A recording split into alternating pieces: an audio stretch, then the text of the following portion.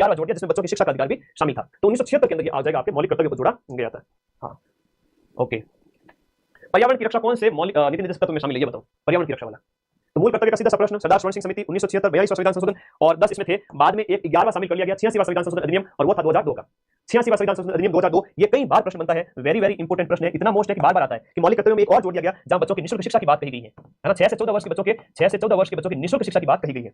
तो भाई कर्तव्य भी है, यूं नहीं कि तुम लोग ले नहीं रहो, अरे दिया भी तो करो कुछ देश को, देश का सम्मान करो, आदर्शों का सम्मान करो, 11 टोटल है, आप सम्मान करो देश का, इसके कर्तव्यों का पालन करो, हम आपको अधिकार देंगे, ये संविधान के अंदर बात कही गई है। ठीक है, ओके। हाँ, 48 ए के अंदर, बहुत बढ़िया, शाबाश, very good very good very good. 48 ए पर्यावरण रक्षा किसके अंदर कहा गया है? DPSP, directive principle of state policy, Bharat की। ओके, अब आगे देखिएगा, कुछ और देते हैं।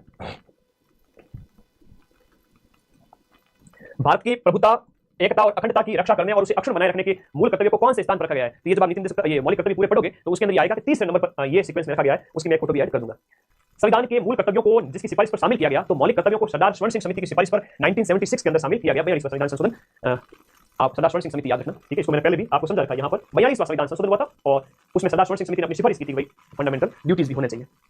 मूल कर्तव्यों का उल्लेख संविधान में कब किया गया था? ये 42वें संशोधन के तहत किया गया था। मूल कर्तव्य भारत के संविधान के निम्नलिखित में से कौन से भाग के अंदर दिए गए? भाग 4 के अंदर तो नीति निर्देशक तत्व है, और भाग 4 क के अंतर्गत आपके क्या है?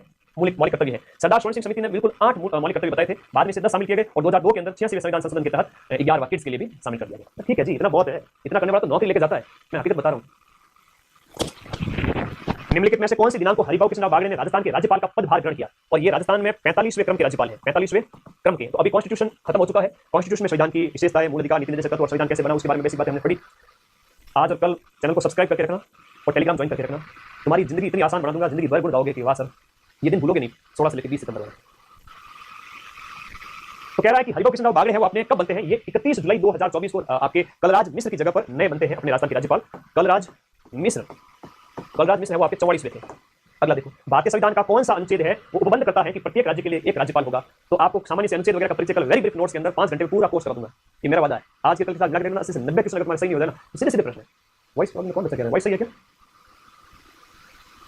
एक सेकंड, ठीक ठीक ठीक, टीम सही कर देगी। आप पेशेंस रखें बेटा, पेशेंस रखें, पेशेंस रखें। हेलो बेटा, वॉइस चेक करो फटाफट। हेलो, वॉइस देखिए, वॉइस लिख चलो,